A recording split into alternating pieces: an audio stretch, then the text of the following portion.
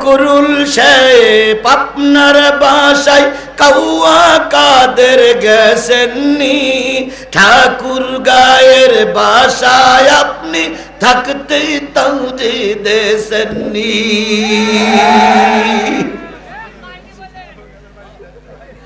তার সাথে যে আছে বাকি, তার সাথে যে আছে বাকি, তার সাথে যে আছে বাকি, আছে কোটি জনতার, পালিয়ে গেছে কাউয়া কাদের কেউ জানে না।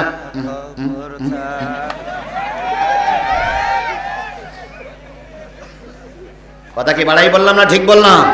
কথা বাড়াই বলেছি না ঠিক বলেছি? সুতরাং এক মাঘ মাসে বছর যায় না, আবারও মাঘ মাস আসে। কথা বলেন ঠিক না ঠিক? আজ আমরা মার খেয়েছি, রক্ত দিয়েছি, জেলে গিয়েছি, মামলা নিয়ে ঘুরে বেড়িয়েছি, ময়দানে ছিলাম, ময়দানে আছি, ময়দানে আমরাই থাকবো। 3 মাসের ভিতরে যুব সংগঠনকে কোর্টের থেকে বাজেয়াপ্ত করা হয়েছে। খুব তাড়াতাড়ি বাংলাদেশ আওয়ামী লীগকে কোর্টের মাধ্যমে বাজেয়াপ্ত করা হবে, করা হবে, করা হবে।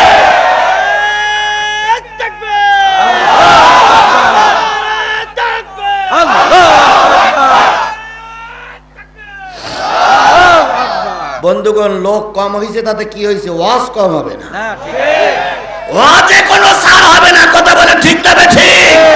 আজিজুল ইসলাম জিহাদি যা ছিল তাই আছে, কোনো পরিবর্তন হবে না। আল্লাহ জাতিরে বোঝার তৌফিক দান করুক, আরো জোরে বলেন আমিন। আমার ভাইরা, তাইফের সরকার কালেমা মানলই না, তাইফের যুবকদেরকে লেলিয়ে দিল। নবীকে যদি মারতে পারো, নবীকে যদি আহত করতে পারো, নবীকে যদি রক্তাক্ত করতে পারো, তোমাদেরকে পুরস্কৃত করা হবে। এই জালেম সরকার, এই ফ্যাসিস্ট সরকার 15.5 বছর পুলিশকে সেই কায়দায় লেলাই দিয়েছিল, যদি জামাত বিএনপির লোক মারতে পারো তোমাদের র্যাঙ্ক বেড়ে যাবে। কথা কি ঠিক? জোরে বলেন, কথা ঠিক? কোনো তো অপরাধ নেই, অপরাধ শুধু বিএনপির দল করে। কোন অপরাধ নেই, অপরাধ একটাই, জামাতের কর্মী। কথা বলে ঠিক না ঠিক? জামাতের কর্মী হওয়ার কারণে থানায় নিয়ে, হাজতে নিয়ে, জেলখানায় নিয়ে নখগুলো সাঁড়াশি দিয়ে দিয়ে তুলে ফেলেছে। শুধুমাত্র জামাতের কর্মী হওয়ার কারণে পিছনের রাস্তা দিয়ে ডিম পুশ করেছে। শুধুমাত্র জামাতের কর্মী হওয়ার কারণে ঝালের পানি শরীরে ইনজেকশন দিয়েছে। কথা বলে ঠিক না ঠিক? শুধুমাত্র জামাতের কর্মী হওয়ার কারণে, বিএনপির কর্মী হওয়ার কারণে চোখ দুটো উপড়ে ফেলেছে। আমরা কি সেসব ইতিহাস ভুলে গেছি? জোরে বলেন, সেসব ইতিহাস ভুলে গেছি? আর কারা পুলিশ ডেকে আমাদের ধরাই দিয়েছিলে, তারা আমাদের সামনেই ঘুরে বেড়াচ্ছ। আমরা যদি প্রতিশোধ দিতাম, স্ত্রীর পাশে এক রাত্রিও থাকতে পারতে না। আমরা যদি প্রতিশোধ দিতাম, চাকরিতে একদিনের জন্য জয়েন করতে পারতে না। আমরা যদি প্রতিশোধ দিতাম, বাজারে দোকান খুলে বসে থাকতে পারতে না। আমরা ক্ষমায় বিশ্বাস করি বলে এখনো বাকুম বাকুম বাকুম বাকুম করে বেড়াচ্ছ। তবে ক্ষমারও একটা শেষ আছে। আমরা ক্ষমা করে দিলাম বলে আবার বাকবাকুম করবা, আর আমরা চুপ করে বসে থাকবো। সে শনিবার পাল্টে গেছে। প্রথমবার ক্ষমা করে দিছি, দেখতেছি তোমরা ফিরে আসো কিনা। যদি ফিরে না আসো, আবারও যদি ওই হারানো ব্যক্তির বাচ্চার পক্ষে সাপোর্ট করো, আবার ওই গাই গরু পালাই গেছে তোমাদের ফেলাই রেখে, ওই গাই গরু সাপোর্ট করলে এবার আর কিন্তু ক্ষমার আদর্শ দেখানো হবে না, হবে না, হবে না। খেলা তো শুরু হয়েই গেছে। যে ছাত্রলীগ এত অহংকার করতো, সেই ছাত্রলীগ বাজেয়াপ্ত হয়েছে। খেলা হয়নি তো কি হচ্ছে ভাই? যে বিচারপতি মানিক বলেছিল সাইদির রায়টা না দেখতে পেরে উনি অসন্তুষ্ট, সেই বিচারপতির এক লাথিতে বিসি আউট করে দেওয়া হয়েছে। তাহলে খেলা শুরু হয়নি তো হয়েছে নাকি?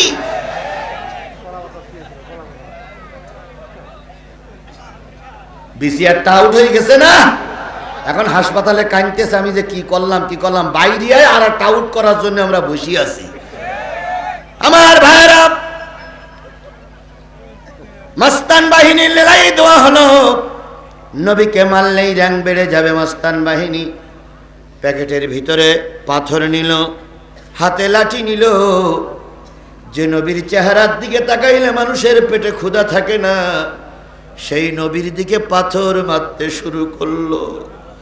কয়দিন না খাওয়া, আল্লাহ নবী চলতে পারে না। নবীজি দুই হাত উঁচু করে বললেন, ও তাইফের যুবকেরা, আমি তো তোমাদের কোনো ক্ষতি করার জন্য আসিনি, এসেছিলাম কালেমার দাওয়াত দিতে। তোমরা মেনে নিলেন, আমাকে যেতে দাও।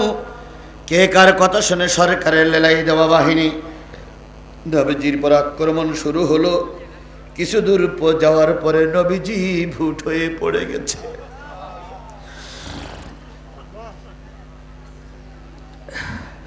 নবীজি ভুট হয়ে পড়ে গেলেন। জায়েদ আস্তে করে যে নবীজির পাশে বসলেন, নবীকে সোজা করে বসাই দিলেন। তায়েফের যুবকেরা আবার এসে বলল, চলুন, আর কোনো ক্ষতি হবে না। নবীজি তাদের কথা আশ্বস্ত হয়ে চলতেছে। তায়েফের যুবকেরা আবার মারতে শুরু করলো। এবার নবীজি বললেন, জায়েদ, পিছন দিক থেকে তুমি সরিয়ে পড়ো। জায়েদ বলেন, ইয়া রাসূলুল্লাহ, আমার জীবনের চাইতে আমি আপনাকে বেশি ভালোবাসি। আপনাকে বিপদে ফেলে, বাগের মুখে ফেলে আমি ময়দান ছেড়ে পালিয়ে যাব না। নবীজি বললেন, জায়েদ চলে যাও। সবাই যদি মারা যায়, লাশ শনাক্ত করার মতন লোক থাকবে না। অনেক পীড়াপিড়ির কারণে জায়েদ পিছনে চলে গেলেন। যুবকেরা আবার মারতে শুরু করলো। নবীজি এবার দ্বিতীয় জায়গায় চিত হয়ে পড়ে গেলে। নবীজি যখন চিত হয়ে পড়ে গেছে, ওরা তখন নবীজির মুখ বেডে, নাক বেডে লাঠি দিয়ে বাড়ি মারলো। নবীজির নাকটা সাইডে ফেটে গেল, ঠোঁটটা ফেটে রক্তাক্ত হলো। নবীজি বলেন, ও যুবক, 3 দিন পর্যন্ত আমার পেটে খাবার নাই, দয়া করে তোমরা আমাকে আহত করো না। কে কার কথা শুনে ওরা যথেষ্ট পরিমাণ নবীকে মারলো। মারার পরে আবার সোজা করে দাঁড় করাই দিল। এবার নবীজি বুঝেছিলেন ওদের মনে মনে হয় একটু দয়া হয়েছে, হয়তো ওরা আর আমার পরে আক্রমণ করবে না। ও আমার মুসলিম মিল্লাত, নবীজি আবার চলতে শুরু করলেন। এক পা উঠাইলে আর এক পা উঠাইতে পারে না, সমস্ত শরীর রক্ত জর্জরিত হয়েছে। কয়দিন না খাওয়া নবী। এরপরে তৃতীয়বার নবীজি পড়ে গেলেন ভুট হয়ে। অনেক রক্ত ঝরলো, অনেক কষ্ট হলো। তায়েফের যুবকেরা পাথর মারতে মারতে এক সময় নবীজির শরীরে শুধু পাথর আর পাথর ছাড়া আর কিছু দেখা যায় না। এই যুবকেরা, ওই তায়েফের যুবকেরা পাথরের পরে দাঁড়িয়ে নাচানাচি করল আর বলল, কুতিলা মোহাম্মদ, কুতিলা মোহাম্মদ, কুতিলা মোহাম্মদ, মোহাম্মদ মারা গেছে, মোহাম্মদ মারা গেছে। এভাবে করতে করতে ওরা চলে গেল। সবাই জানলো পৃথিবীতে নবী কি হয়ে গেছে, মারা গেছে। ওরা যখন চলে গেল, ময়দান যখন পরিষ্কার হলো, জায়েদ তখন আসলো। প্রথমে এসে দেখে এখানে রক্ত পড়ে রয়েছে। জায়েদ বুঝলেন নবী নাই, ওরা লাশটা কাঁধে করে নিয়ে চলে গেছে। দ্বিতীয়বার যে দেখলো রক্ত পড়ে আছে, জায়েদ বুঝলো নবী নাই। তৃতীয়বার দেখে পাহাড়ের একটা স্তূপ। নবীজি জায়েদ চিন্তা করলেন, এই পাহাড়ের স্তূপটা সরাই দেখি নবীরে পাওয়া যায় কিনা। অনেকক্ষণ সরানোর পরে নবীকে শনাক্ত করা হলো। নবীকে আবিষ্কার করলেন। নবী তখন বেহুশ, সমস্ত শরীরটা লাল হয়ে গেছে। নবীর মাথাটা কাঁধের পরে রেখে গাল দিয়ে দিয়ে রক্তগুলো চেটে চেটে পরিষ্কার করতেছিলেন আর বলতেছিলেন, ওগো নবী, যাওয়ার সময় শেষ কথাটা শোনা হলো না। ও আমার জাতি, ইসলামের নিয়ম নিয়ে আসেনি, কথা বলেন ঠিক না ঠিক? তুমি আর আমি কালেমা দাওয়াত দিয়ে বিরিয়ানি খাই, কোরমা খাই, হাইস গাড়িতে, বড় গাড়িতে, বিমানে, হেলিকপ্টারে চড়ি, আর তোমার ওই কালেমা দাওয়াত দিতে গিয়ে আল্লাহর নবী তায়েফে রক্ত দিয়েছে।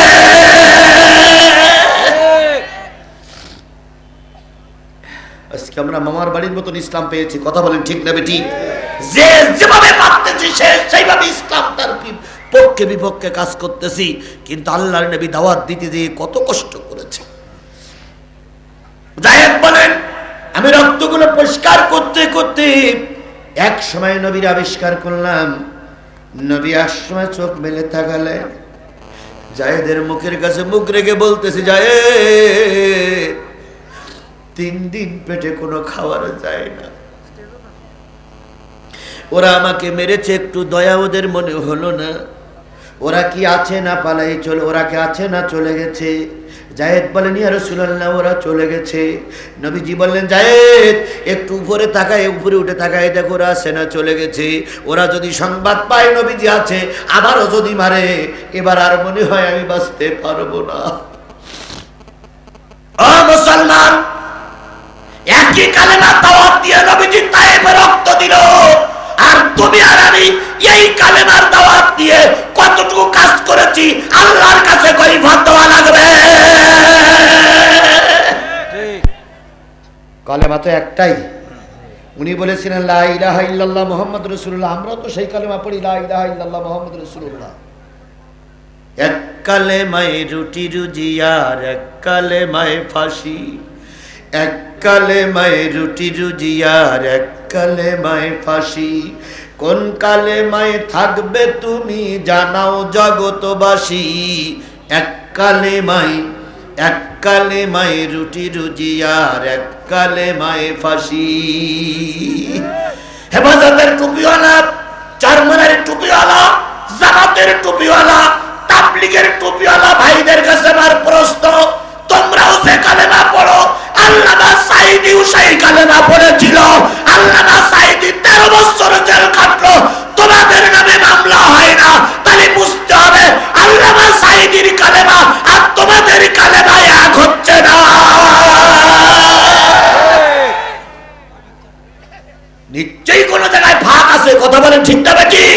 নিশ্চয়ই কোন জায়গায় পৃথক আছে কালেমার ব্যাপারে। তো ভাই একই কালেমার দাওয়াত দিয়ে কেউ মার খায় আর কেউ আঙুল ছোঁচে। কথা বলেন, কথা বলেন, কথা বলেন। তাহলে নিশ্চয়ই কলেমার হক হয় তারা বোঝেননি, আর নাই আপনার কলেমার হক আদায় করা হচ্ছে না।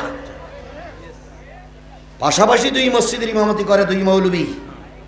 এক মৌলবীর নামে 10টা মামলা, আর এক মৌলবীর নামে একটাও মামলা নাই। বুক ফুলিয়ে বেড়ায়, আওয়ামী লীগের সঙ্গে আতক করে, এ নেতার সঙ্গে আতক করে, ও নেতার সঙ্গে সাকায়, আর কয় আমি আপনাদের বিরুদ্ধে কিছুই বলি না। বিয়াদব, বিয়াদব, বিয়াদব। কলেমার হক আল্লাহ নবী কম বুঝতেন, তাই আল্লাহ নবী তাইফে মার খেল। আর তুমি 1 পৃষ্ঠা বেশি পড়েছো, তাই তোমার নামে মামলা হয় না। কথা বলে ঠিক না ঠিক? এগুলো মুনাফিক, মুনাফিক, মুনাফিক। তবে হ্যাঁ, হক কথা বলিছে অনেকেই, মামলা হয়নি, সেটা আলাদা ব্যাপার। হক কথা অনেকেই বলেছে, মামলা হয়নি, এটা আলাদা ব্যাপার। কিন্তু আপনাকে কিসে বাধা দিল? আপনি মেম্বারের পরে দাঁড়িয়ে সত্য কথাটা বলতে পারেন না কেন? যদি আমাদের দেশের সব মৌলবীগুলো যদি কোরআনের কথাগুলো বলতো রে ভাই, আমার দেশ কোরআনের দেশ হয়ে যেত। চরমনাই হুজুর কথা বলতেছে এখন, চরমনাই হুজুরকে আমরা সাধুবাদ জানাচ্ছি। চরমনাই হুজুর এখন কথা বলতেছে, এই কথাগুলো আরো 10 বছর আগের থেকে বলা দরকার ছিল। কি কথা বলেন, কথা বলেন, এই কথাগুলো আরো 10 বছর আগের থেকে কথা বলা দরকার ছিল। গত 2 পিরিয়ডে যদি চরমনার হুজুররা যদি এদের সঙ্গে হাত পাকানোকে নির্বাচন না করতো, আর বাংলাদেশের মুনাফিক জাতীয় পার্টি যদি এদের সাপোর্ট না করতো, খোদার কসম আওয়ামী লীগ একটা পিরিয়ডও ক্ষমতায় থাকতে পারতো না, পারতো না, পারতো না। জাতির বড় গাদ্দার বীর জাফরের এই জাতীয় পার্টি, এই জাতীয় পার্টি, এই জাতীয় পার্টি, এরা হলো মীর জাফর।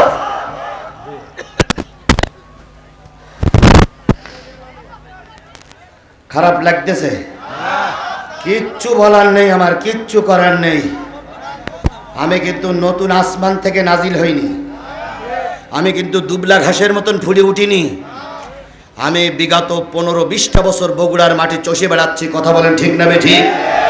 নেতারা কিন্তু আমাকে ধরার জন্য কম চেষ্টা করেনি, কিন্তু তারপরে মালিক তার কুদরতি ছায়াতলে আমাকে বাঁচাই রেখেছে, আলহামদুলিল্লাহ।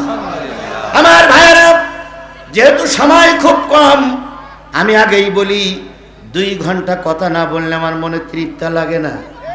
1-1.5 ঘন্টা জাতির উদ্দেশ্যে কিছু বুঝাইতে না পারলে আমার কাছে খারাপ লাগে। জাতি তো টাকা ঠিকই দেয়, কিন্তু যাওয়ার সময় কথা বলা হয়ে গেল না, কথাগুলো শেষ করতে পারলাম না, এই জন্য বড় কষ্ট লাগে। এই জন্য মাগরিবের পরে দাওয়াত আমি মোটে নিতে চাই না। কিন্তু এ দোষটা আপনাদের, যেই না স্বাধীন হলো সেই এখানতে ফুরুত ওখানতে ফুরুত, এখানতে না দিলে ওখানতে না দিলে হুজুর দাওয়াত নেন দাওয়াত নেন দাওয়াত নেন। বিগত 15 বছর কোন জায়গায় ছিলেন আপনারা? আমি তো অনেকদিন বসে থেকেছি, কিন্তু আপনারা দাওয়াত করেননি, কারণ তখন কি পাওয়া যেত না, অনুমতি পাওয়া যেত না। একবার যে আপনাদের দোষ তাও বলি না, এখন সুযোগ একটু এসেছে, অল্পক্ষণ সময় হলেও কিছু কথা হচ্ছে, ধৈর্য ধরুন, আবার ফুল টাইম পাবেন। আমির হামজাও তো এসেছিল ফুল টাইম কথা বলার জন্য, কিন্তু তার যে আরও জায়গায় দাওয়াত আছে, সে তো আপনাদের ফুল টাইম দিলে আরো 5 জন তার ধরি ভেঙে রাখবে। কারণ মাগরিবের পরে এক জায়গায় ওয়াজের বাইন আনে থাকে, তা আপনারা বললেন যে আমাদের আসরের পরে দেন, উনি দেশের। এখন যদি ওনাকে আপনারা এসব ধরে রাখেন, তাহলে এবার ওই জায়গায় গেলে তো হুজুরের বেঞ্চে পিঠ মোড়াদের পিঠা দাওয়াত নাও, খেয়াল থাকে না। আমার রাতে আর একটা মাহফিল আছে, এখন আপনারা যদি ওই 10টা পর্যন্ত আবার বেঁধে রাখেন, এইবার ওরা ওখানে গেলি তো কাঁচা কুস্তিতে কষবে, দাওয়াতটাও খেয়াল থাকে না। সব দিক খেয়াল করে যতটুক সময় পাচ্ছি, মূল কথাগুলো হয়ে গেলেই এনাফ, সন্তুষ্ট থাকবেন। আবারও দেখা হবে, আবারও কথা হবে ইনশাল্লাহ। এই মাহফিল আমাদের শেষ হয়ে যাচ্ছে না, আরও আশপাশ মাহফিল আছে। যুবকেরা, তোমরা কি আমার সঙ্গে রাগ করেছো বাবা? দাঁড়াই আছো কেন? বসো, যদি সময় থেকে বসো, আমি সময়ের দিকে খেয়াল করতে চাই। আমার ভাইরা, আল্লাহ নবীর কথা বলতেছিলাম। নবীজি বললেন জায়েদ দেখে এসো, জায়েদ দেখে আসলেন, ইয়া রাসূলুল্লাহ নেই। নবীজি এবার জায়েদ রক্তগুলো পরিষ্কার করতে করতে এক সময় নবী বললেন, জায়েদ এখন কোন রক্ত চলতেছে? কয় এখন একটা নামাজের রক্ত চলতেছে। নবী বললেন, জায়েদ একটু উজুর পানি দাও, আমি একটু উজু করে নামাজটা সালাতটা আদায় করে নেই। জায়েদ উজুর পানি নিয়ে আসলেন। নবীজি উজু করলেন। নামাজের পরে তাকাই দেখলেন পাহাড়, বিরাট একটা পাহাড় মাথার উপরে চক্করে মেরে বেড়াচ্ছে। নবীজি জিজ্ঞেস করলেন, পাহাড়ে কে আছে? জিবরিল উত্তর দিলেন, আমি জিবরিল। কি ঘটনা? কয় আপনার পরের অত্যাচার করেছে, আপনি ধৈর্য ধরলেও মালিক ধৈর্য ধরেনি। মালিক আমাকে আদেশ করেছে ওদেরকে ফিসে ঢালা করব, তবে আপনার অনুমতির প্রয়োজন। নবীজির চোখ বেয়ে বেয়ে পানি ফুটতেছে। জায়েদ বলেন, ইয়া রাসূলুল্লাহ কাঁদেন কেন? অনুমতি চাচ্ছে। নবীজি বললেন, ও জিবরিল, আল্লাহর কাছে বলো আল্লাহ যেন রাগ করে না, আল্লাহ যেন জাতিরে ফিসে ডালা করে মেরে দেয় না। সব জাতি যদি আজকে মারা যায়, আমি সুস্থ হয়ে কালেমার দাওয়াতটা কাকে দেব? সেই আদর্শ কি মুসলমান আমরা ভুলে গেছি? সেই জন্যই তো আওয়ামী লীগকে মাফ করে দেওয়া হয়েছে এক প্রকার। যদি সেই আদর্শ আমাদের টুপি আমাদের ভিতরে না থাকতো, সব করে এতক্ষণ কচু কাটা করে ফেলতাম। ওরা তো নিজেই বলতেন যে যদি জামাত বিএনপি পাওয়ারে যায়, তাহলে এক রাত্রি 10 লক্ষ লাশ পড়বে। বলিনি ওই কাউয়া কাদেরের বাচ্চা বলিনি। কিন্তু এখানে আওয়ামী লীগের লোকেরা যারা আছেন হাত তোলেন তো।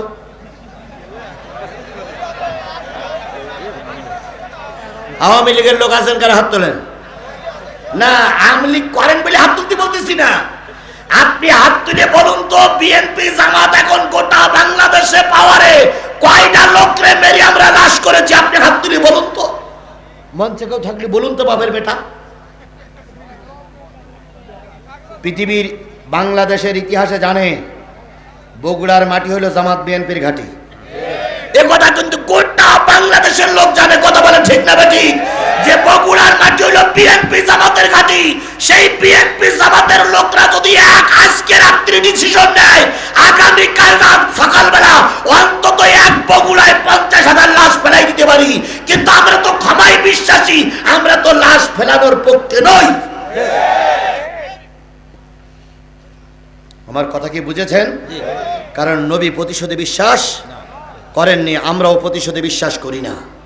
সবাই যদি জেলে যায়, সবাই যদি মারা যায়, তাহলে এদেশে রাজনীতি করবে কারা?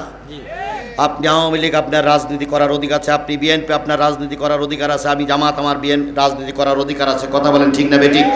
সকলের নিয়েই তো গণতন্ত্র। তো সেই গণতন্ত্রে যদি একটা পার্টি না থাকে, তাহলে তো গণতন্ত্র চলে না। সুতরাং আমরা সবাইকে নিয়ে সমমর্মিতা থেকে দেশে থাকতে চাই। আমরা কাউকে তাড়িয়ে দেশে থাকতে চাই না। আপনারও তো পালাই চলে গেছেন, আমরা তো তাড়াইনি, আপনারাই গেছেন। আমরা বিগত 15.5 বছর আন্দোলন করেছি গণতন্ত্র ফিরিয়ে আনার জন্য। আমরা চাইছিলাম সুষ্ঠু একটা নির্বাচন হোক, সেই নির্বাচনে সকল দল অংশগ্রহণ করুক, জনগণ যারে ম্যান্ডেট দেবে সেই ক্ষমতায় যাবে। আমরা তো এইটাই চাইছিলাম। আমরা তো শেখ হাসিনা পালাই যাকে, না তো আমরা চাইনি। আল্লাহ বলল, তোরা চাইলি গণতন্ত্র, আর আমি চাইলাম ও পেতনি এদেশে থাকবে না। তাহলে আমরা যা চাইছি তার চেয়ে আল্লাহ বেশি দেছে না? আল্লাহ এই জন্য আবারও বলছে আলহামদুলিল্লাহ। তাহলে রসুল এত কষ্ট করার পরে প্রতিশোধ নেয়নি, সেই রসুলের নাম শোনার পরে দুরূদ শরীফ পড়া দরকার আছে না নাই? আমরা সকলে মিলে বলছি সাল্লাল্লাহু আলাইহি ওয়াসাল্লাম। ও আমার জাতি, ও আমার বন্ধু, এটা কিসের মাহফিল? কোরআনের মাহফিল। কোরআনের মাহফিল এই যে করতে যেয়ে বেশ কিছুদিন ধরে সকালবেলার দুপুরের পরেতে প্রোগ্রাম অনেক কষ্ট হয়েছে। এই কষ্টটা আল্লাহ পাক যেন কর্তৃপক্ষের লাঘব করে দেয়, এই জন্য আজকের আলোচনা একটু বেশি সময় হলো করার জন্য চেষ্টা করছি। মেহেরবানি করে আমরাকে নিয়ত করতে পারি যে হুজুর, আমি চিন্তা করেছিলাম 7:30 পর্যন্ত বলবো, কিন্তু এখন দেখতেছি একটুখানি সময় বাড়াবো। এখন আমি যদি 8টা পর্যন্ত কথা বলি, 8টা পর্যন্ত কথা বলি, আর গুনে গুনে 30টা মিনিট যদি কথা বলি, আপনাদের খুব কষ্ট হবে ভাই, খুব কষ্ট হবে। তাহলে দাঁড়ানো লোক, বসা লোক যারা আছেন একটু হাত উঁচু করে বলুন তো, 8টা পর্যন্ত আপনারা কি থাকতে রাজি আছেন? কারা কারা রাজি? জোরে একটা তাকবীর দিবেন। নারায়ে তাকবীর, লিল্লাহি তাকবীর। আল কোরআনের আলো, তোমার নেতা আমার নেতা বিশ্বনবী মুস্তাফা, দুনিয়ার মুসলিম লিল্লাহি তাকবীর। তাহলে আপনারা বলে হাত উঁচু করেছিলেন কয়টা পর্যন্ত? 8টা। কথা দিচ্ছি আমি, না ভাই বেশি দাবি করবেন না। 8টা পর্যন্ত আপনাদের দাবি আমি রাখলাম, শুধু কথা বলছি। 8টার পরে এখানে 8টা বাজতে 5 মিনিট আগে থাকতে আমি বন্ধ করে দেব। এখানে এশার আজান হবে, এখানে এশার আজান হবে। আজানের সাথে সাথেই এখানে জামাত শুরু হবে। এই জামাতে আমি আপনাদের সাথে থাকবো ইনশাআল্লাহ। আগে থাকতে পারতাম না, কারণ আগে মঞ্চের থেকে নেমেই আপনারা যাতেন একবার দিয়ে, আর আমার যাতে হতো বিকল্প বাইপাস দিয়ে।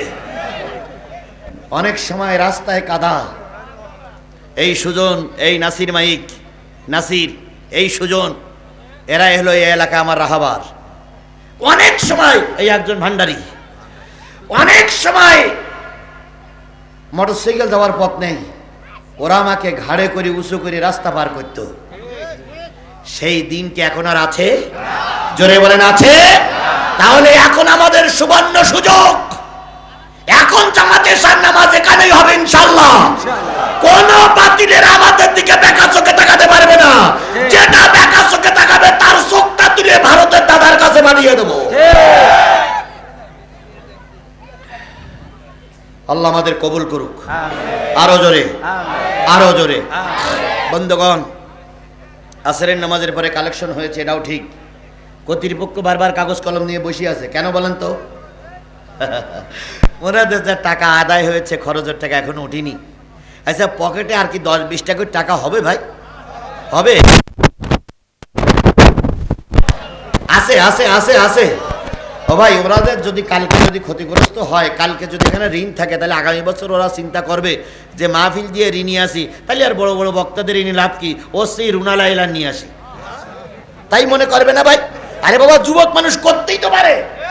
এই জন্য আমরা যদি 20টা 50টা টাকা ওদের হাতে দিই, ওরা আর ক্ষতিগ্রস্ত থাকবে না, ওরা ঋণগ্রস্ত থাকবে না। ঋণ পরিশোধ হয়ে গেলে আগামী বছর আজারি ঋণী মাহফিল করবে, এবং আগামী বছর আজারি মাহফিল করবে, এটা মেনে নেবেন।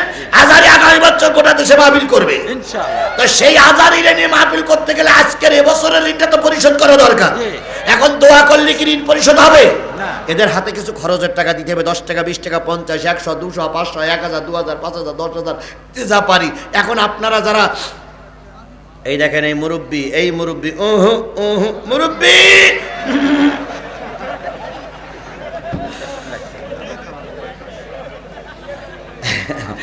আচ্ছা আচ্ছা, শোনেন শোনেন, তাহলে এদের হাতে কিছু টাকা আমরা দেবো না ভাই?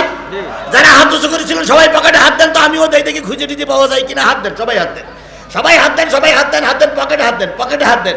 হাত দিয়ে 10 টাকা 20 টাকা 50 100 200 500 1000 2000 5000 10000 50000 1 লাখ 2 লাখ 5 লাখ 10 লাখ 50 লাখ। কারা কারা বের করেছেন হাত তোলেন তো? কারা কারা বের করেছেন হাত তোলেন তো? 2 টাকা থাকলে বের করেন, 2 টাকা থাকলে বের করেন। এই ভাই, এই এলাকার লোকগুলো কি হলো, কি হলো, কি হলো ভাই? একটু দয়া করে দেন। আমি জানি আসরের পর একবার দিয়েছেন, আবার একটু দিতে হবে। মঞ্চে যারা আছেন ভাই, সবাই পকেটে হাত দেন। আমি 200 টাকা দিচ্ছি, আমি বাইরের মানুষ, দেন সবাই 200 কোটি টাকা দেন, অন্তত সবাই 200 কোটি টাকা দেন, অন্তত 200 কোটি টাকা দেন, অন্তত 200 কোটি টাকা দেন। 500 টাকা দিলে আরো ভালো হয়, অন্তত 200 টাকা দেন, 100 টাকা দেন। মাশাআল্লাহ মাশাআল্লাহ, একজন ভাই 500 টাকা দিয়েছে, আল্লাহ দান কবুল করুক। আরেকজন ভাই 1000 টাকা, শফিকুল ইসলাম ভাই 1000 টাকা, মাশাআল্লাহ। দেলোয়ার ভাই 100 টাকা, মাশাআল্লাহ। এই তো 10-এর লাঠি 1-এর বোঝা, প্রবাদ আছে 10-এর লাঠি 1-এর বোঝা। দেন ভাই, দেন, সবাই দেন, সবাই দেন। আরেক ভাই 100 টাকা, জি জি।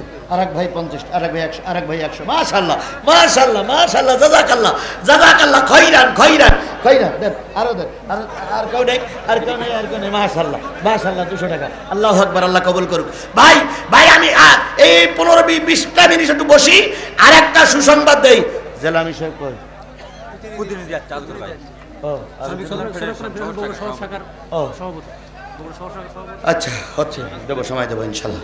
বন্ধুগণ, টাকা চাওয়ার পরে যে লোকটা চলে গেলেন, আমি বিশ্বাস করি এই লোকটা আওয়ামী লীগের লোক। এর ভিতরে কোনো ভেজাল নেই। রক্ত আওয়ামী লীগ, ও দাদা আওয়ামী লীগ, ওর বাপ আওয়ামী লীগ, ওর বউ আওয়ামী লীগ, ও দাদি আওয়ামী লীগ, ও 14 গোষ্ঠী আওয়ামী লীগ। এই জন্য কোরআনের মাহফিল আমি আপনার মাহফিল সহ্য করতে পারিনি, এই জন্য চলাই চলে যাচ্ছে। ও আমলিক আমলিক আমলিক। দেখেন তো কারা কারা যাচ্ছে।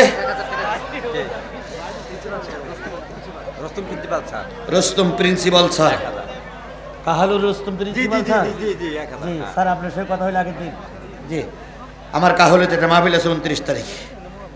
মাশাআল্লাহ মাশাআল্লাহ, আল্লাহ কবুল করুক।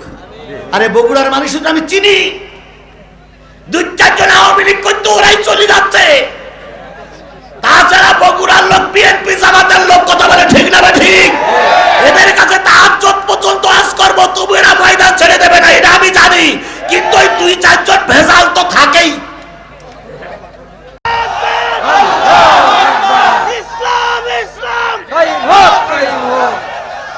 এবার একটা সুসংবাদ দেই, এবার একটা সুসংবাদ দিয়ে বিদায় নেই। সেটা হলো, যদি আগামী নির্বাচন সঠিক সময়ে হয়, আর যদি বাংলাদেশের সব টুপিওয়ালারা কোরআনের পক্ষে থেকে কাজ করে, আমি আজিজুল সাদা কাগজে লিখে দিয়ে গেলাম, আগামী সংসদ হবে কোরআনের সংসদ, আগামী বঙ্গভবন হবে কোরআনের বঙ্গভবন, আগামী রাজা হবে কোরআনের রাজা, কোরআনের রাজা, কোরআনের রাজা।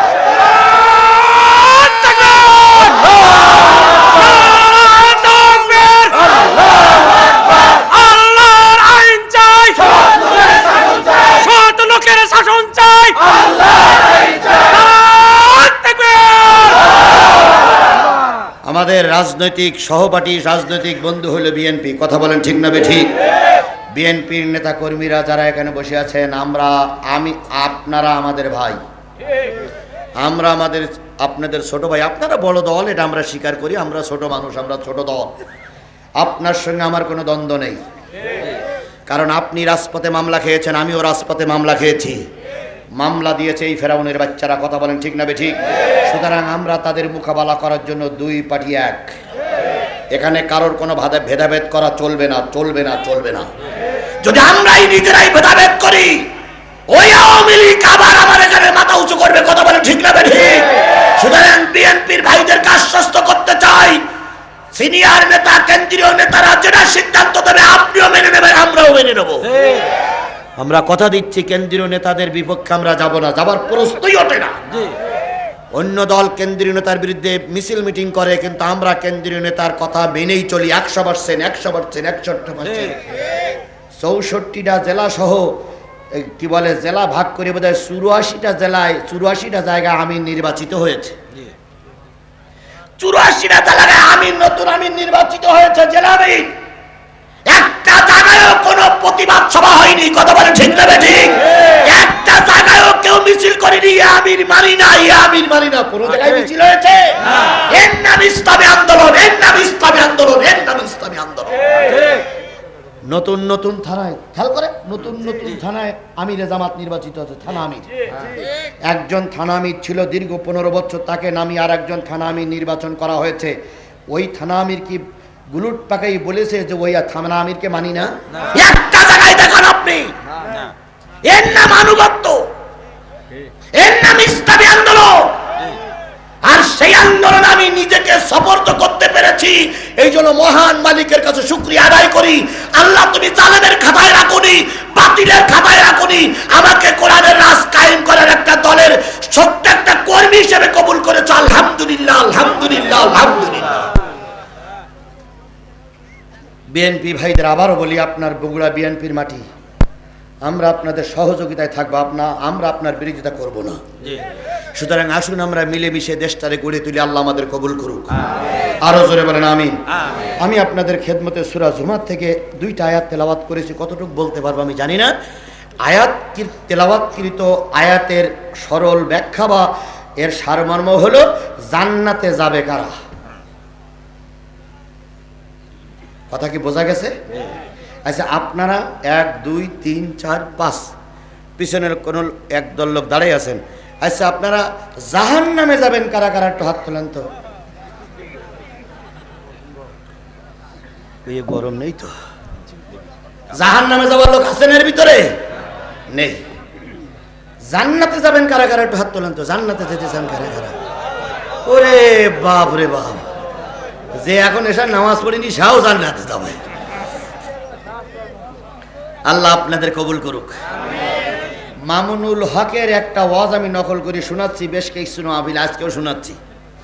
মামুনুল হক বলতেছে, আমি বলতেছি না, বলো মামুনুল হক বলতেছে যে ফেরাউনির আপনারা চেনেন? জাতি বলল হ্যাঁ, নাম শুনেছি। কয় ফেরাউনির ওই মিশরের থেকে এই নিয়ে একটা পানির ভিতরে গোলেন। নমরুদ্দিন নাম শুনেছেন? কয় হ্যাঁ, ও তো আল্লাহ বলেছিল। কয় ওরেও আনেন, এই পানির ভিতরে গোলেন। হামানের নিয়ে আসেন, অথবা আব্দুল্লাহ বিন উবাই নিয়ে আসেন, অথবা কারুনিন নিয়ে আসেন, এই পানির ভিতরে গোলেন। গোলার পরে ওই পানিটা বাংলাদেশের একজন মেয়ে লোকের খাওয়ার। কয় নেতা গুলিয়েছে? 4 নেতা। গোলার পরে ওই পানিটা একজন মেয়ে লোকের খাওয়ান। ওই মেয়ে লোক যদি মা হয় আর ওই মেয়ে লোকের পেটের থেকে যদি কোনো কন্যা সন্তান জন্ম নেয়, সেইটা হলো বাংলাদেশের শেখ হাসিনা।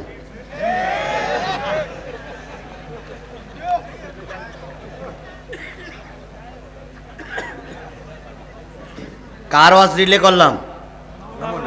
তাহলে এই কথা বলার পরে কোনো আওয়ামী লীগের যদি খারাপ লাগে, তাহলে মামলাটাকে মামুনুল হকের দিতে হবে না আজিজুল ইসলাম জিহাদির দিতে হবে? মামুনুল হকের দিতে হবে। এবং যদি বলেন হুজুর আপনি কথাটা পেলেন কোথায়, আজকে বাড়ি যেয়ে সার্চ দেবেন যে মামুনুল হক এই কথাটা বলেছি কি বলিনি। যদি না বলে থাকে, আমি 29 তারিখে কাহালুর মাহফিলে আসবো। কোন জায়গায় জানো? কাহালুর যোগীর ভবন কাহালুর মাহফিল আছে। তারপরে আরো কোন কোন জায়গায় মাহফিল আছে? 9 ডিসেম্বর মাহফিল আছে। আচ্ছা, এই যে মাহফিলগুলো আছে সেখানে সিরকুট লুকিয়ে দেবেন যে হুজুর আপনি যে কথা বলেছিলেন আমরা সাহায্য দেখলাম, ও কথা তো সঠিক না। তাহলে যদি মামুনুল হক সঠিক কথা বলে থাকে, নিশ্চয় ওরা জেনে বুঝেই কথাটা বলেছে। কথা বলেন ঠিক না বেঠিক? কারণ মামুনুল হক আমির হামজা বছরের পর বছর জেল খেটেছে, ওরাই জানে শেখ হাসিনার রং কয় প্রকার ও কি কি। তাহলে আমি যে জিনিসটা বোঝাতে চাচ্ছিলাম, জান্নাতে যাব কারা আলোচনার বিষয়। আল্লাহ রাব্বুল আলামিন সূরা জুমারের ৭৩ নম্বর আয়াতে বলতেছে, ওয়াসিকাল্লাযীনা তাকাও রাব্বাহুম ইলাল জান্নাতি যুমারা।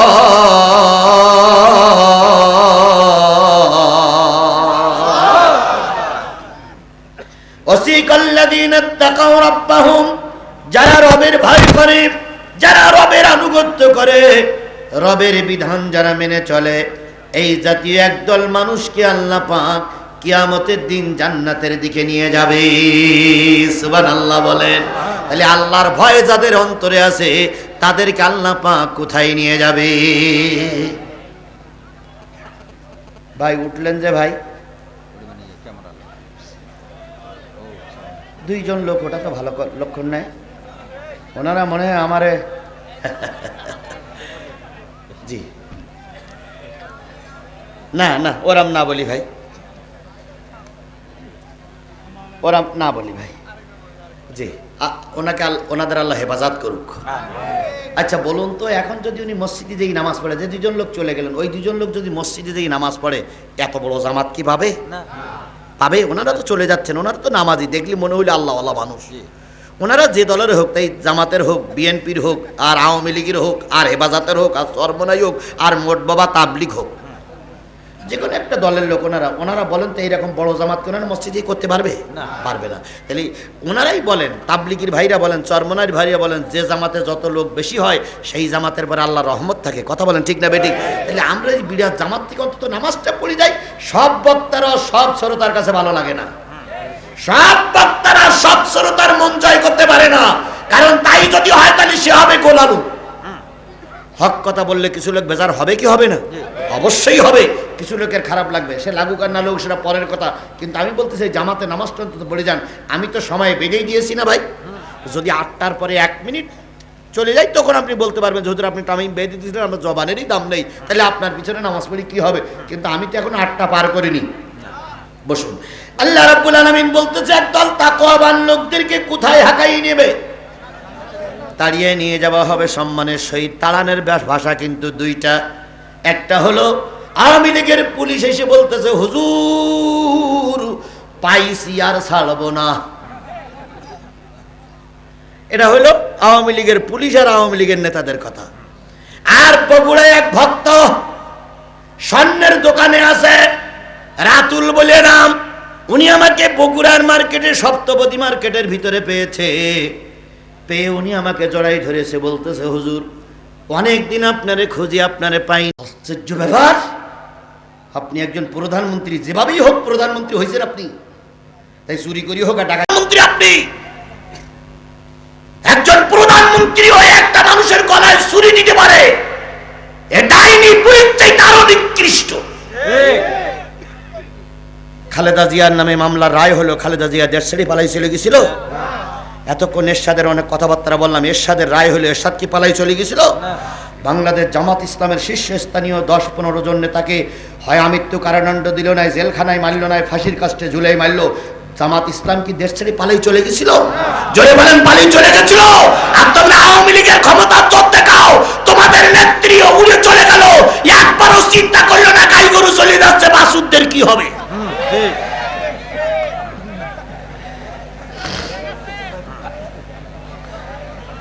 রাজনীতি যারা করে তারা জেল খাটে, কিন্তু বিদেশের মাটিতে পালাই যায় না। কথা বলেন ঠিক না বেঠিক? আওয়ামী লীগের নেতা কর্মীরা যারা আছো, সাদা কাগজে লিখে রাখো, কোন স্বৈরাচার বিদেশে পালাই দিয়ে আবার নিজের দেশে ফিরে আসতে পারেনি। পৃথিবীর ইতিহাস বলে কোন স্বৈরাচার ক্ষমতার থেকে পালিয়ে গিয়ে আবার নিজের দেশে ফিরে এসেছে, এরকম কোন নজির পৃথিবীর ইতিহাসে নেই। সুতরাং আমাদের এই স্বৈরাচার আর ফিরে আসতে পারবে না, পারবে না। আমরা তাকে আর আসতে দেব না। যদিও আসে, জেলে থাকা লাগবে, বিচারের মুখোমুখি হওয়া লাগবে। এমনি আর ভোট করার জন্য ওই স্বৈরাচারকে আর ময়দানে নামতে দেওয়া হবে? তাকে ধরিয়ে আনা হবেই ঠিক, বিমানের চাকায় বেঁধে নিয়ে আসবো, নিয়ে এসে বাংলাদেশের আদালতে বিচার করা হবে। কথা বলেন ঠিক না ঠিক? আমিরে জামাত তো বলেই দিয়েছে, আমরা বিনা বিচারে কাউকে শাস্তি দেব না। এর নাম ইসলাম, এর নাম ইসলাম, এর নাম ইসলাম। তোমরা বিনা বিচারে আইনা করে দুকে দুকে মেরেছো, আমরা ওইটাই বিশ্বাস করি না।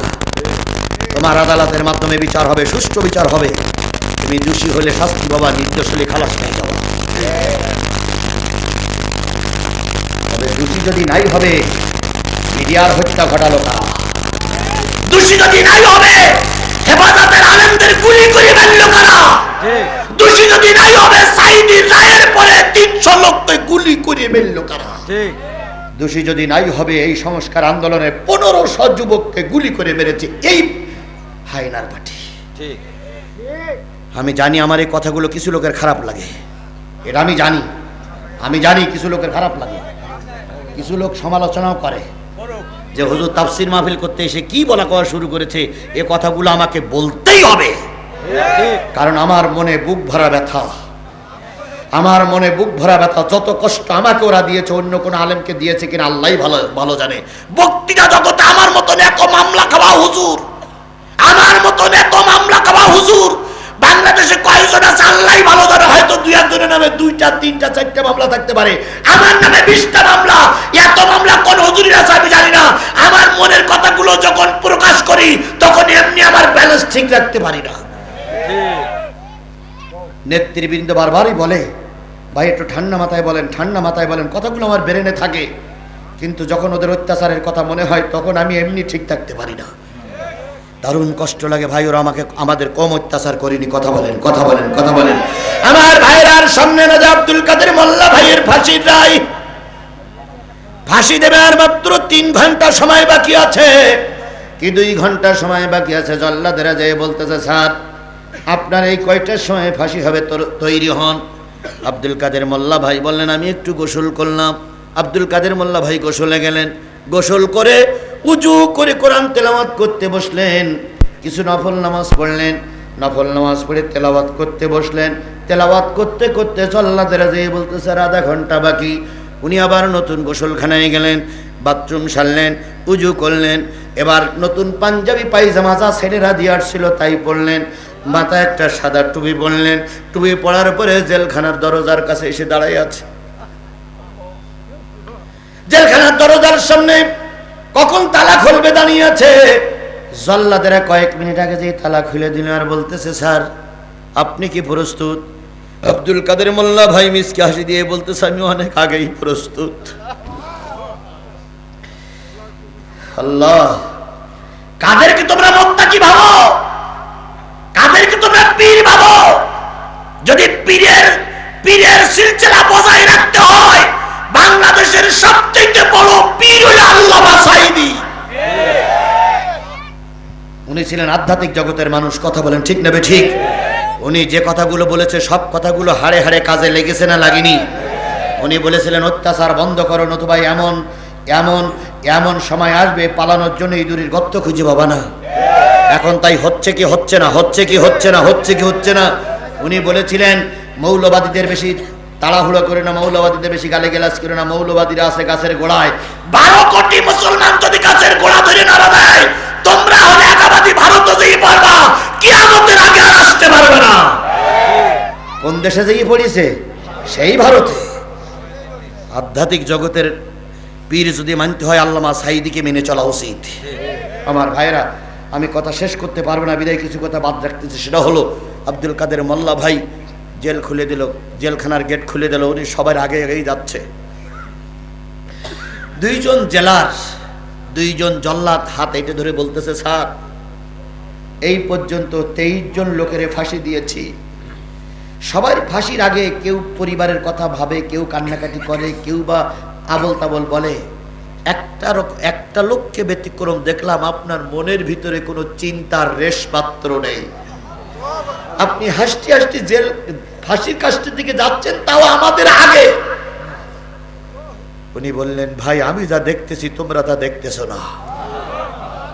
কি দেখতেছেন আপনি? কয়, আমি এতক্ষণ ভিতরে বসে বসে কোরআন তেলাওয়াত করতে করতে আমি 1 মিনিট চোখ বন্ধ করে দেখলাম আল্লাহর রসুল জান্নাতের সিঁড়িতে আমার জন্য অপেক্ষা করতেছে। আমি রসুলকে সালাম দিলাম।